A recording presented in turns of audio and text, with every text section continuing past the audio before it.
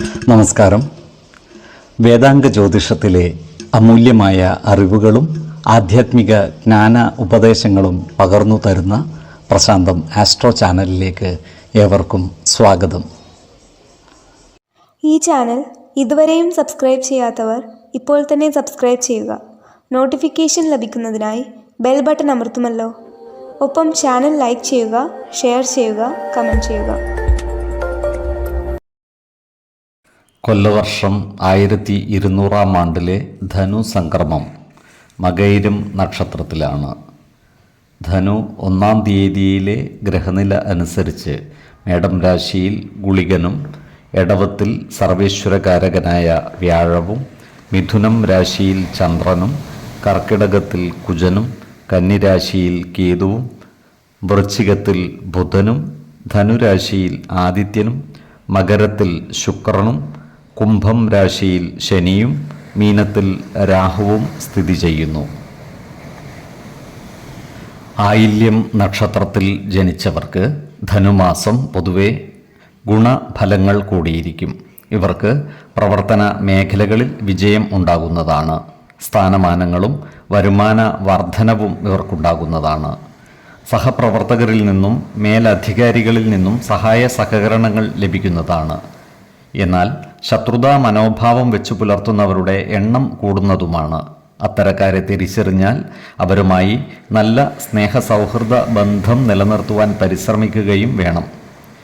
ഈ നക്ഷത്രക്കാർ സ്ത്രീജനങ്ങളുമായി ബന്ധപ്പെട്ട് പ്രവർത്തിക്കേണ്ടി വരുമ്പോൾ അതീവ ജാഗ്രത പാലിക്കേണ്ടതാണ്.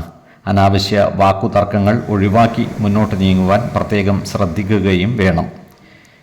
ഈ നക്ഷത്രക്കാർ ഭവന നിർമ്മാണവുമായി ബന്ധപ്പെട്ട് പ്രവർത്തിക്കുവാനുള്ള സാധ്യതകൾ കാണുന്നുണ്ട്. ഇവർക്ക് സർക്കാരിൽ നിന്നും ചില ആനുകൂല്യങ്ങൾ ലഭിക്കുവാനും ഇടയുണ്ട്. സർക്കാർ വക സ്ഥലങ്ങൾ ലേലത്തിനെടുത്ത് നടത്തുവാൻ അവസരം വന്നു ചേരുന്നതുമാണ്. ഇവർ രക്ഷിതാക്കൾക്ക് സുഖവും സംതൃപ്തിയും നൽകുന്നതിനായി പരമാവധി പരിശ്രമിക്കുന്നതായി കാണാം.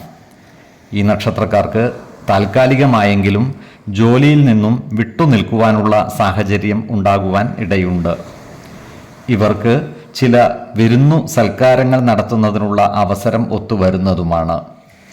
ഈ നക്ഷത്രക്കാരായ വിദ്യാർത്ഥികളും മറ്റു പഠിതാക്കളും പഠന കാര്യങ്ങളിൽ പ്രത്യേകം ശ്രദ്ധ പുലർത്തി മുന്നോട്ട് നീങ്ങേണ്ടതാണ്. ഉദ്യോഗാർത്ഥികൾക്കും മറ്റു തൊഴിൽ അന്വേഷകർക്കും കാര്യങ്ങൾ അനുകൂലമാണ്. പുതിയ ജോലിയിൽ പ്രവേശിക്കുവാൻ ഇവർക്ക് അവസരം ലഭിക്കുന്നതുമാണ്.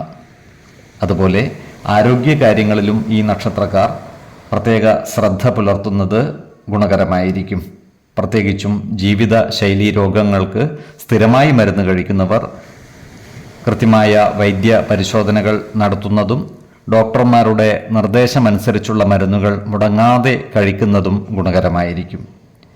4, 19, 29 തീയതികൾ അനുകൂലമാണ്.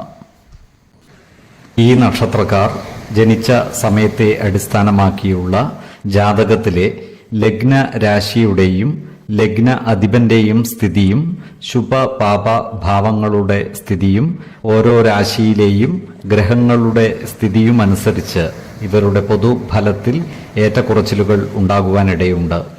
കുടുംബ ദേവതകളെയും ഇഷ്ടദേവതകളെയും ഉപാസിക്കുന്നത് ഇവർക്ക് ആയുരാരോഗ്യ സൗഖ്യമേകും.